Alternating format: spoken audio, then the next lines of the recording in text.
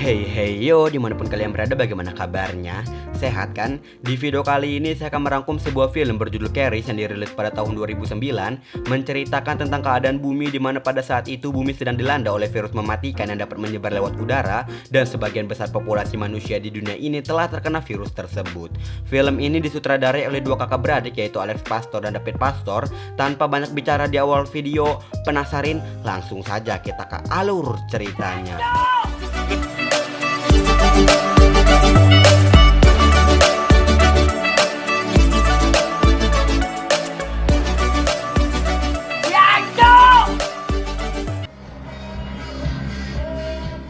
Cerita akan berfokus kepada 4 orang remaja. Sebelum lanjut, saya akan memperkenalkan mereka terlebih dahulu. Ada Brian bersama dengan pacarnya Bobby, kemudian Dani, adik dari Brian, dan rekan kuliah Dani yaitu Kate.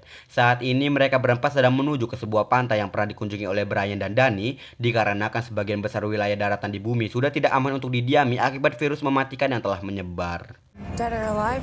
Saat dalam perjalanan, mereka dihentikan oleh om-om berbadan besar yang meminta mereka untuk memberikan sedikit persediaan bahan bakar untuk ia dan putrinya. Awalnya Brian dan yang lainnya saling berdebat untuk memberikan atau tidak, tapi saat Kate melihat bocah di dalam mobil telah terinfeksi, Brian langsung memacu mobilnya dan meninggalkan bapak dan putrinya tersebut.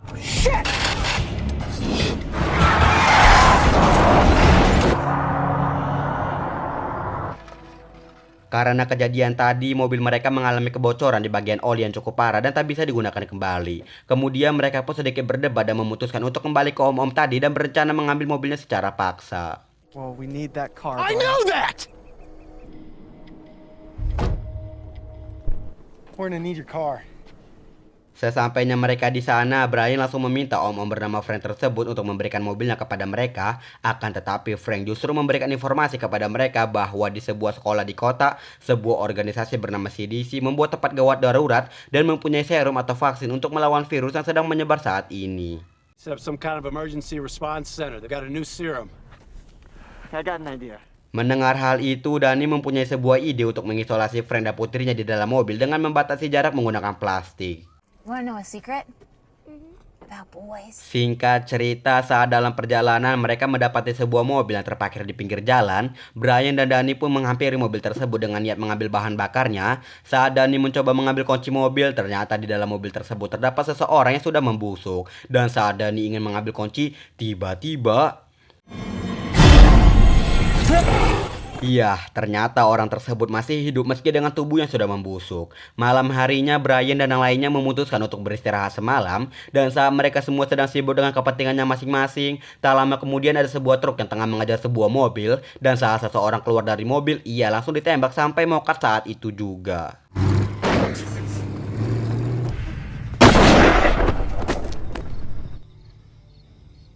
Keesokan harinya saat mereka sampai di daerah perkotaan, terlihat jelas di sana sudah tidak ada siapa-siapa seperti kota mati yang telah terbengkalai. Setibanya di sekolah yang dituju, mereka pun memutuskan untuk menyelidiki sekolah tersebut. Tak tega melihat putri Frank yang ditinggal sendirian, Bobby pun memutuskan untuk tinggal sambil menjaga putri Frank. Sebelum pergi, Brian pun mengingatkan Bobby untuk menjaga jaraknya dengan putri Frank.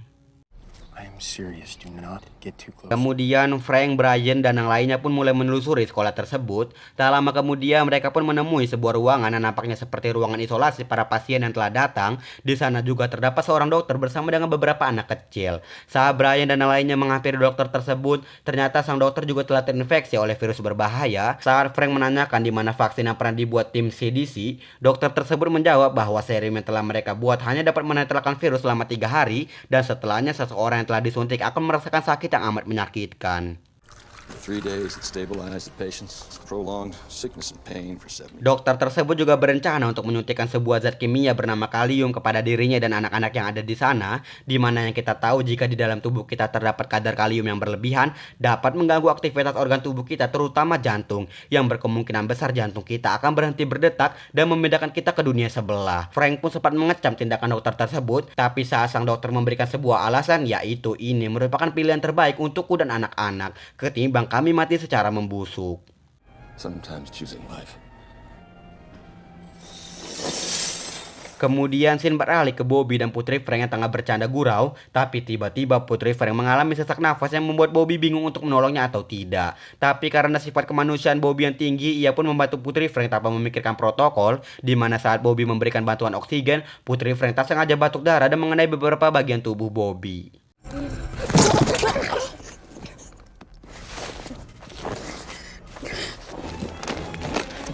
Melihat Brian dan yang lainnya datang, Bobby langsung berusaha untuk bersikap biasa saja dan seolah-olah tak terjadi apa-apa. Kemudian saat mereka semua sudah berkumpul, Putri Frank meminta Frank untuk menghantarnya ke toilet. Saat Frank dan putrinya berjalan meninggalkan mobil, Brian langsung mengajak Danny dan lainnya untuk pergi dari sana.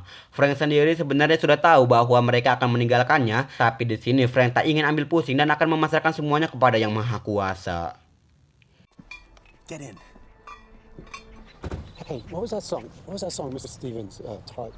Down came the rain. Singkat cerita, mereka pun pergi ke sebuah hotel bintang yang sudah terbengkalai. Di sana Brian mulai mencurigai Bobby yang sudah tidak seperti biasanya, di mana Bobby yang sekarang lebih banyak berdiam diri dan selalu menghindari untuk bersentuhan dengan Brian. Setelah itu, Brian dan yang lainnya mulai menikmati fasilitas yang ada di hotel tersebut, mulai dari bermain golf sampai ngedrak menggunakan mobil golf.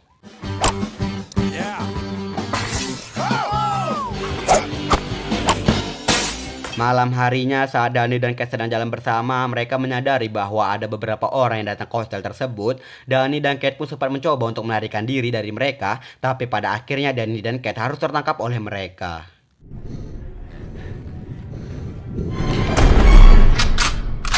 Di sisi lain, Brian yang menyadari ada sesuatu yang tak beres pun mencoba mengamati situasi, dan saat ada seseorang yang mendekatinya, Brian langsung melumpuhkan orang tersebut. Tapi tak lama kemudian datang sekelompok orang dengan peralatan APD yang lengkap bersama dengan Danny, Kate, dan Bobby. Kemudian salah satu dari mereka menanyakan tentang rekan mereka yang menjaga tempat ini. Kemudian Brian menghantarkan mereka ke kolam berenang yang dimana di sana terdapat sebuah mayat dengan kostum yang sama seperti mereka.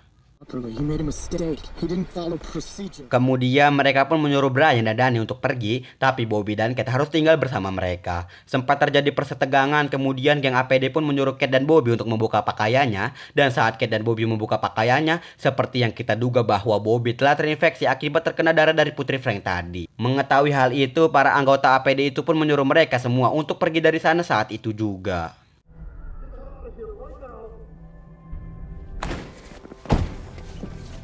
Keesokan harinya, stok bensin di mobil mereka pun mulai menipis. Kemudian mereka pun berhenti di sebuah Pertamina Mini untuk mengisi ulang bahan bakar. Namun sangat disayangkan Pertamina tersebut terkunci dan Brian tidak dapat menemukan kuncinya.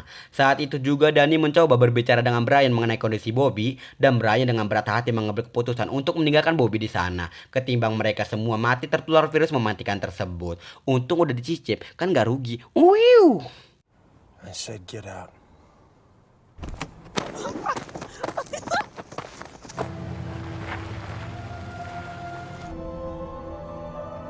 Kemudian Brian, Danny, dan Kate terus melanjutkan perjalanan ke tempat tujuan. Saat dalam perjalanan mereka melihat sebuah mobil dari arah yang berlawanan, dan mereka akan mencoba untuk meminta bahan bakar dengan sopan dan tata krama yang telah diajarkan. Saat Danny mencoba meminta bahan bakar, pengendara mobil tersebut tak dapat membantu Danny dan yang lainnya. Brian yang telah kepalang edan pun terpaksa melampiaskan emosinya dengan menembak pengendara mobil tersebut. Dan sayangnya Brian juga harus tertembak di bagian kaki.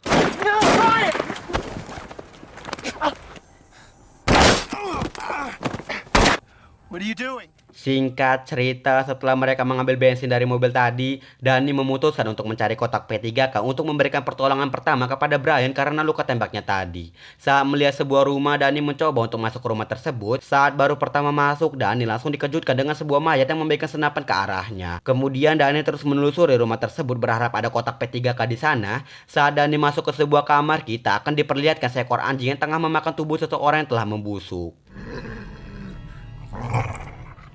Kemudian Danny mencoba untuk mengambil beberapa obat-obatan yang berada di meja. Awalnya anjing tersebut tidak terlalu menanggapi Danny, tapi saat Danny tak sengaja menjatuhkan botol obat, anjing tersebut langsung menyerang Danny dan Danny dengan terpaksa harus membunuh anjing tersebut.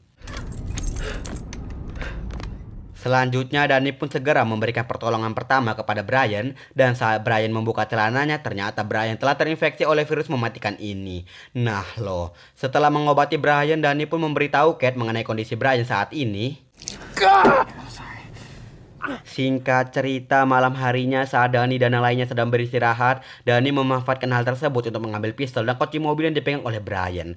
Setelah mendapatkan barang tersebut, Dani dan Kate memutuskan untuk pergi dari sana dan meninggalkan Brian sendirian.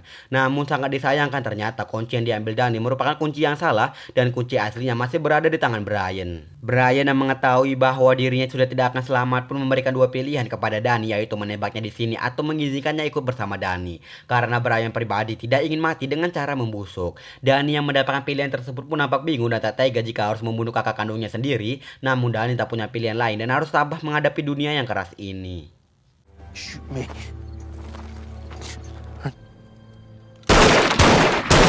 Keesokan harinya, Dani membakar mayat Brian dan akan melanjutkan perjalanan bersama dengan Kate. Singkat cerita, akhirnya setelah melewati semua cobaan yang diberikan sutradara, Dani dan Kate sampai ke tempat tujuan. Di sana, Dani juga sempat mengingat kenangannya sewaktu kecil dulu bersama dengan Brian, tapi sekarang Dani harus menerima kenyataan dan membuat keturunan sebanyak-banyaknya bersama Kate untuk melestarikan peradaban umat manusia. I don't know what'll happen next. Dan film pun selesai.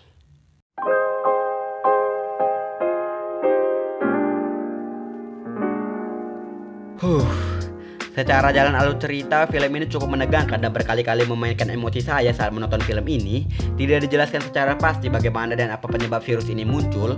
Menurut saya pribadi, film ini memiliki konsep multi-interpretasi yang dimana penonton dapat berteori dan menyampaikan pendapatnya mengenai film ini. Saya pribadi sebenarnya mempunyai teori mengenai dari mana virus ini berasal. Yang pertama, virus ini mungkin bisa saja sama seperti corona yang berasal dari hewan dan menyebar melalui udara. Yang kedua, mungkin virus ini berasal dari radiasi senjata biologis yang sama seperti film The Craziest 2010 yang udah pernah saya rangkum juga filmnya. Dan yang ketiga, bisa saja virus ini berasal dari bocornya lab penelitian dan menyebar ke seluruh dunia melalui udara. Ini hanya pendapat saya pribadi loh. Oh iya, satu lagi, gejala yang dialami korban di film ini sebenarnya cukup mudah untuk mengetahuinya, di mana korban akan mengalami pendarahan di bagian tubuh yang berlubang seperti hidung, kuping, payudara, vagina, bahkan penis. Pesan moral yang terkandung di dalam film ini adalah kita harus bisa menyeimbangkan antara ego dan nurani kita, di mana terkadang kita harus mengambil langkah menggunakan ego di saat nurani tidak ada pilihan, dan sebaliknya.